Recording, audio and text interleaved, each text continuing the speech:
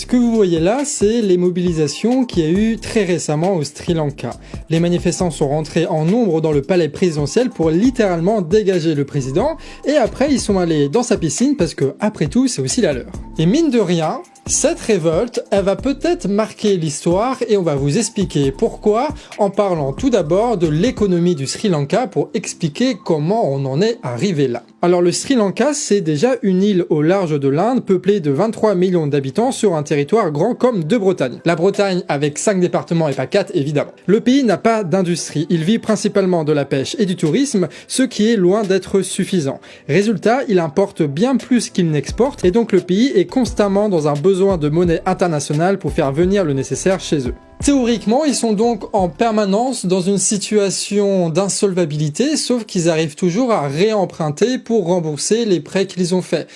Et ce système-là, il est très bancal, mais des fois ça marche, hein, comme après 2008 où les monnaies se sont un peu pété la gueule et qu'ils ont pu s'endetter à pas cher. Mais en plus de cette situation économique assez galère, le pays a longtemps été animé par un conflit entre le gouvernement et les indépendantistes socialistes du nord-est de l'île, appelés les Tigres de la libération de l'île Lilam Tamoul. En 2009, les combats prennent une très grande ampleur jusqu'à la défaite de ces tigres. Suite à ces événements, l'ordre social est évidemment rétabli, les investissements étrangers reprennent et l'économie du tourisme se développe. Tu vas avoir des pays comme la Chine qui vont investir de manière un petit peu particulière. Eux, ils vont pas donner des liquidités, des devises, de l'argent, ils vont pas leur filer de la thune. Par contre, ce qu'ils vont faire, c'est construire des infrastructures liées au tourisme, notamment un port et un aéroport, pour essayer de développer un peu le truc.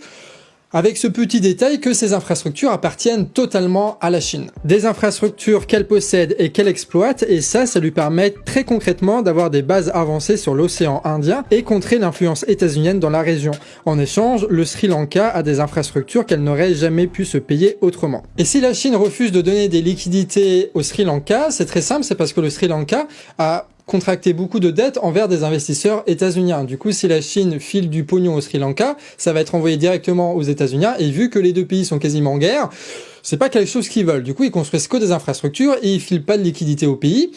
Donc c'est pas ouf, surtout que en 2020, il y a eu un truc qui s'est passé, du style Covid-19, tout ça, du style le tourisme c'est mort. Sauf que le problème, c'est que le tourisme représente 80% des revenus du pays. Ce qui veut dire que du jour au lendemain, avec le confinement, ils sont en totale incapacité de recueillir des devises étrangères, ils peuvent donc plus rembourser les investisseurs qui leur avaient prêté de l'argent, et du coup, fatalement, les investisseurs ne leur prêtent plus. Ce pays qui avait une grande prise en charge de la population au niveau de la santé se retrouve incapable de mener des opérations médicales par manque de gants, de médicaments ou d'anesthésiants, qui sont tous importés de l'étranger, donc ça veut dire que leurs prix ont explosé jusqu'à devenir inaccessibles. Vu que le pays est en incapacité d'importer quoi que ce soit, le tourisme prend un sacré coup aussi, puisque tu n'as plus de café par exemple. Tu as des pannes électriques très souvent qui fait que c'est très désagréable pour un touriste, ils doivent prendre des douches froides, mon dieu, quelle horreur. Et surtout, il n'y a plus de climatisation, alors que le pays est en train de se prendre une énorme sécheresse, ce qui fait que les touristes ne peuvent plus être accueillis, donc il n'y a plus de touristes, les agences de tourisme enlèvent le Sri Lanka de la carte, alors même que l'activité du tourisme avait repris après le déconfinement. Et pareil pour la pêche, qui est l'autre grand secteur économique du pays, il n'y a plus de glace pour conserver les poissons puisqu'on n'arrive plus à produire ça vu qu'il n'y a plus d'énergie, et il n'y a plus de pétrole, donc ils peuvent plus monter sur les bateaux pour pêcher. C'est con, mais quand t'as plus de pétrole, t'as plus d'essence, tu peux plus rien faire en fait. 85% des stations-service au Sri Lanka sont sèches. Et encore, cette info, elle date de genre 2 semaines, c'était sur le courrier international. Il y a 4/5 de la population qui a commencé à sauter des repas par faute de moyens. En gros, tout le monde sombre dans la misère. On se retrouve du coup avec des millions de chômeurs sans revenus qui ne peuvent plus rien acheter et du coup tous les commerces locaux eux aussi y ferment, ce qui produit une autre vague de misère et de faillite et de crise économique dans ce pays. En gros, plus rien ne fonctionne. Et donc fatalement, sans revenus, affamés et sans perspective, c'est la mobilisation sociale qui prend le relais, les manifestations éclatent de partout. Les manifs, comme souvent lorsqu'elles sont spontanées et vitales, sont avant tout dégagistes. Il faut mettre dehors la famille régnante qui contrôle toutes les institutions du pays et qui ont conduit toute la population dans cette terrible crise économique. Surtout que là-bas, la famille régnante, c'est les Rajapaksa, et là-bas, ils contrôlent tout tu vois, c'est pas juste le gouvernement, c'est aussi les grandes entreprises privées et c'est aussi l'administration publique. Donc leur mouvement dégagiste à eux, c'est contre toute la famille régnante et pas seulement le président. Et les gars là-bas, ils sont vraiment déter, hein. Ils ont brûlé des maisons de responsables politiques, puis ensuite ils ont poussé à la démission le Premier ministre qui a dû fuir son palace. Et les gars, ils sont vraiment organisés, hein. C'est pas juste des gens qui font des manifestations et qui gueulent et tout, hein. C'est ce qu'on a l'impression quand on regarde la télé, mais en réalité, ils sont très bien organisés. Pour vous dire, quand le Premier ministre s'est fait dégager de son palace, tu as eu une milice populaire qui a été envoyée au niveau de l'aéroport pour être sûr que ce Premier ministre-là ne prenne pas la fuite. Ce qui veut dire aussi qu'ils ont du coup une milice populaire, c'est-à-dire qu'ils sont armés et capables de résister face à la répression de l'armée et des milices pro-gouvernementales financées par l'État. Et quand un peuple affamé n'a plus de perspective et s'est organisé suffisamment pour être armé face à un gouvernement illégitime qui a que l'armée avec elle, c'est ce qu'on appelle une situation révolutionnaire. Et bien sûr, l'opposition traditionnelle, hein, ceux qui sont au Parlement, les partis, etc., ils ne veulent surtout pas prendre le pouvoir à ce moment-là. Pour deux raisons, hein. Déjà, c'est le bordel total, donc ils vont laisser ceux qui n'aiment pas gérer ce truc-là, le gouvernement, ils perdent toute leur plume avec ça.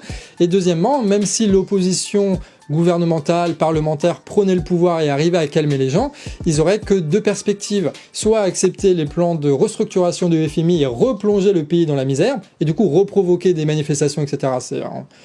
Bref, personne ne veut ça, c'est un sable mouvant, aucun gouvernement ne veut gérer ça. Ou deuxièmement, vendre leur pays à la Chine, ce qui aurait à peu près les mêmes conséquences. Il y a donc au Sri Lanka aucun débouché politique institutionnel, et du coup la réponse, c'est gilets jaunes quoi. L'état d'urgence a été déclaré, les réseaux sociaux sont très souvent coupés, les ministres démissionnent à l'appel, l'armée a l'autorisation de tirer à balles réelles sur la foule, une foule qui malgré la violence reste mobilisée dans les manifs ou sur les places publiques. Ils réquisitionnent même les trains pour que tout le monde puisse aller manifester à la capitale. Pour vous dire. On a commencé à travailler sur le Sri Lanka il y a à peu près 2 semaines, quelque chose comme ça, et quand Debbie avait fait ses recherches, elle avait vu que 60% de la population était actif au niveau de la mobilisation.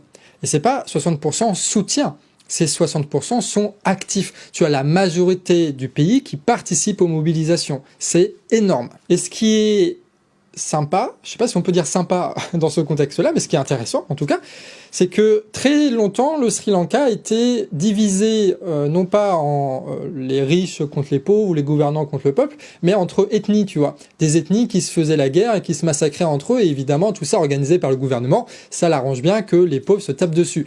Et là tout d'un coup, vu que c'est toutes les classes sociales, qu'importe les ethnies qui sont touchées par cette puissante crise économique, en fait ils sont tous ensemble, ils sont en train de se reconstituer en tant que peuple politique, et ça c'est sympa. Et la suite de l'histoire, c'est ce qui s'est passé très récemment. Après des semaines de mobilisation et d'organisation, les Sri Lankais ont fini par dégager le président de son palace. Un président qui a dû se terrer dans un lieu secret défendu par l'armée qui est le dernier rempart du pouvoir. Et le nouveau Premier ministre, à peine avait-il été nommé qu'il est aujourd'hui prêt à démissionner. Évidemment, c'est une très bonne nouvelle, hein, toutes ces mobilisations, et notamment pour les Sri Lankais, hein, parce que ça va être l'opportunité pour eux de changer totalement leur mode de fonctionnement, de comment est-ce qu'ils font la politique, et de comment est-ce que le gouvernement sert les intérêts du peuple et pas juste d'une petite oligarchie ou d'une petite famille régnante. C'est pas mal sur le papier, la petite révolution politique, sauf que en réalité, c'est pas si simple. Pourquoi ? Déjà parce que rien ne dit que cette révolte populaire, même si elle est organisée, elle n'est pas peut-être suffisamment structurée pour réellement prendre le pouvoir. Parce que si t'as pas un groupe qui est prêt à gouverner, à remplacer le Parlement, à remplacer le gouvernement, en fait, c'est toujours l'oligarchie qui est la mieux organisée, et au final, ça peut peut-être au mieux finir avec un coup d'état militaire qui va plus réprimer violemment la population. C'est la nuance qu'on apporte entre une révolte et une révolution. Une révolte, c'est dégager le gouvernement en place, ok ? La révolution, c'est dégager le gouvernement en place et le remplacer pour gouverner et pour réellement prendre le pouvoir politique. Alors même si la révolte au Sri Lanka est organisée, rien ne nous dit qu'elle va véritablement finir en révolution. Mais c'est pas ça le plus gros défi qui est devant les Sri Lankais. Et là, ça va être beaucoup plus compliqué à résoudre, pas impossible, mais très compliqué. C'est que comme on l'a vu, le problème du Sri Lanka est essentiellement d'ordre économique. Alors évidemment, tu as une classe dirigeante pourrie, ok, on vire ça, on met un super gouvernement socialiste, machin, qui partage les ressources, super, sauf que le Sri Lanka n'a pas de ressources. Le Sri Lanka est essentiellement composé de touristes et de la pêche, ils importent énormément. Et ce problème-là, il va rester même s'il y a un gouvernement révolutionnaire super gentil qui arrive au pouvoir. Et ce gouvernement, s'il veut pouvoir importer ce qui est nécessaire pour nourrir la population, pour l'essence, pour le soin, puisqu'ils ne peuvent pas le produire lui-même, ils doivent l'importer, donc ils doivent choper des devises étrangères. Donc soit ils se mettent du côté de la Chine, soit du côté du FMI. Et dans les deux cas, ça va pas être très joli pour eux. Donc même si clairement, il y a un problème de corruption dans le pays, il y a aussi un problème économique qu'une révolution politique ne peut pas surmonter. Et c'est là où tu vois qu'un destin national ne se forme pas juste avec la volonté des gens qu'il y a dedans, et qu'il y a tout un écosystème à considérer, le monde entier, et toutes les relations internationales. Et c'est justement en regardant à l'échelle du monde qu'on va peut-être pouvoir trouver une solution pour nos amis sri-lankais. Alors il faut prendre conscience que nous vivons aujourd'hui une puissante crise économique qui touche le Sri Lanka, mais aussi tous les pays du monde, à travers une inflation historique, à travers des famines historiques, à travers des sécheresse historique et à travers une guerre historique entre deux puissances impérialistes, le tout accentué par un système économique absurde et destructeur. Tous les pauvres de la planète souffrent de l'augmentation de l'essence, de la nourriture et d'électricité. Ce que je veux dire par là, c'est que toutes les causes qui ont rendu possible et inévitable la révolte au Sri Lanka sont en train de se reproduire dans tous les pays du monde. Et ça, c'est le point le plus important de la vidéo. Le cas sri-lankais n'est pas du tout isolé, ça concerne en réalité le monde entier. Les prix de la nourriture explosent et à votre avis, comment vont réagir les Philippins dans les prochains mois, eux qui dépensent déjà de base 40% de leurs revenus dans la bouffe? Que va-t-il se passer lorsque de nombreux pays africains, dont l'agriculture a été flinguée par les institutions internationales, vont réagir lorsqu'ils vont plus pouvoir importer leur indispensable nourriture? Et que va-t-il se passer lorsque les gouvernements des pays riches vont accentuer la crise avec leurs délires libéraux et qu'il sera devenu impossible pour les gens de boucler leur fin de mois avec une essence à 2 € le litre? Nous vivons aujourd'hui une grande séquence de notre histoire où les révoltes vont se multiplier de partout dans le monde. Et c'est pas une incantation ce que je fais là, c'est en train de se passer en ce moment même. Au Ghana, tu as aussi des révoltes poussées par des slogans genre « on a faim » contre le gouvernement. Au Mozambique, tu as des manifestations géantes en ce moment. Pareil au Royaume-Uni où ça manifeste. Pareil en Iran où ça manifeste. Pareil au Panama où ça manifeste. En Équateur, les manifestations reprennent malgré les accords gouvernementaux. En fait, le Sri Lanka était à l'avant-garde de la crise économique parce que eux, ils étaient déjà en crise à la base, ils ont été mis à terre par le Covid et les taux de la guerre impérialiste entre les États-Unis et la Chine ont eu raison de leur économie. Mais ce qu'on a analysé chez eux va s'étendre dans des dizaines et des dizaines de pays qui subissent les mêmes maux et trouveront le même remède, le dégagisme et la manifestation. Et c'est bien à cette échelle internationale que le Sri Lanka peut trouver un débouché à sa crise économique et sa crise politique. Puisque s'il y a des révoltes un peu partout, on peut espérer que nombreuses d'entre elles produisent des révolutions où ce sont le peuple ou des gouvernements qui défendent l'intérêt du peuple qui prennent le pouvoir, et ces nouveaux pays-là, avec une nouvelle culture militante, avec des nouveaux gouvernements, vont pouvoir s'allier entre eux pour assurer la solidarité entre ces pays-là et faire en sorte qu'il y ait une troisième voie. Un bloc de gouvernements qui défendent le peuple, qui vont pouvoir s'opposer, puisqu'ils sont organisés, contre le bloc états-unien et le bloc russo-chinois, dont la confrontation ne peut mener qu'à une guerre et que personne ne veut.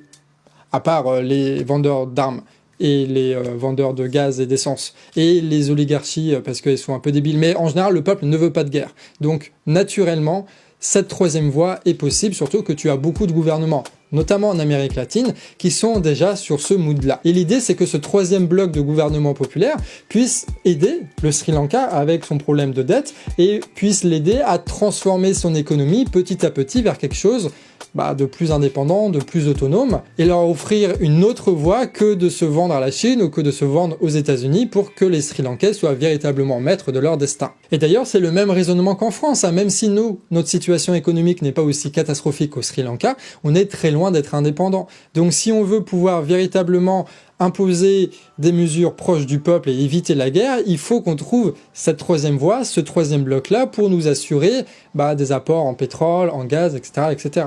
D'où le fait que les révolutions, même nationales, doivent être pensées à l'échelle internationale pour des raisons économique très terre à terre. Ce qui est sûr en tout cas et qu'il ne faut jamais oublier, c'est que c'est précisément dans ce genre de situation de grande tension à l'échelle mondiale que l'oligarchie et la bourgeoisie sont les plus affolés, sont les plus paniqués, parce qu'ils savent très bien que tout peut arriver. Nous vivons aujourd'hui très matériellement en France et partout dans le monde une époque de révolte où beaucoup de choses sont possibles, où le peuple va pouvoir écrire sa propre histoire, et il paraît que dans quelques mois on va fêter les 4 ans des Gilets jaunes.